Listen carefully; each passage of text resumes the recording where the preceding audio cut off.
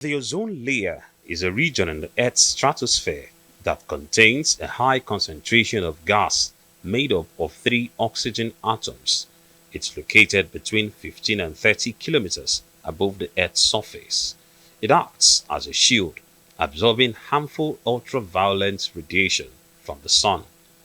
This protection is crucial for life on Earth, as excessive ultraviolet exposure can damage living tissues and cause skin cancer and other health issues.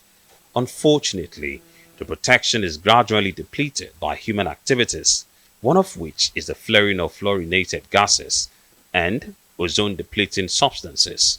These gases, also referred to as refrigerants, are used as coolant for refrigerators and air conditioners. Ibrahim Ahmed is the president of the Nigerian Association of Refrigeration and Air Conditioning Practitioners. He tells Arise News under what conditions these gases become unfriendly to the environment. The common way those gases affect the ozone is when there's a leak in the system, maybe in your refrigerator or in your air conditioner, or during servicing by a rack technician. If those gases leaked or escaped to the atmosphere, it actually affects the ozone layers because they have some chemical composition that actually affect the ozone. In 1987, heads of government and representatives of various countries gathered in Montreal, Canada, where they signed an agreement known as the Montreal Protocol to protect the ozone layer by phasing out the production and consumption of ozone layer depleting substances. 38 years down the line, Stradev Nigeria, a major stakeholder in the protection of this environment, is awakening the consciousness of Nigerians to the Montreal Protocol by organizing this Inception workshop with the theme promoting fast action to reduce emissions of fluorinated greenhouse gases and ozone depleting substances.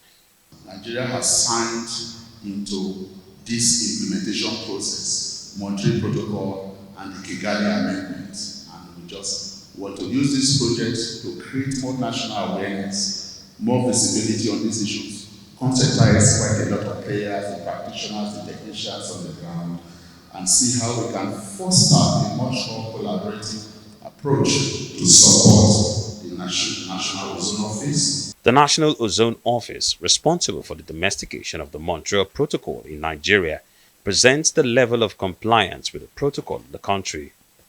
Over 70% of the ozone depleting substances phase-out has been achieved, while the target for the complete phase-out is 2030. The Ozone Office says government and stakeholders' response has been positive, ranging from monitoring of ozone depleting substances phase-out projects to training refrigeration and air conditioning technicians and the customs.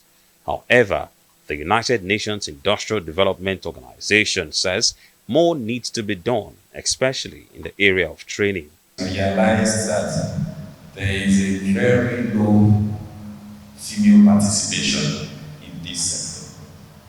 You will hardly find female experts also in the industry. And when this process is graduating, we are beginning to talk to the major manufacturing companies to absorb them. While urging policymakers to implement stringent policies and allocate resources for awareness campaigns, Stradev is advocating responsible use of appliances, avoidance of gas leaks, disposal of old equipment safely, transition to sustainable alternatives, and ensuring compliance with regulations.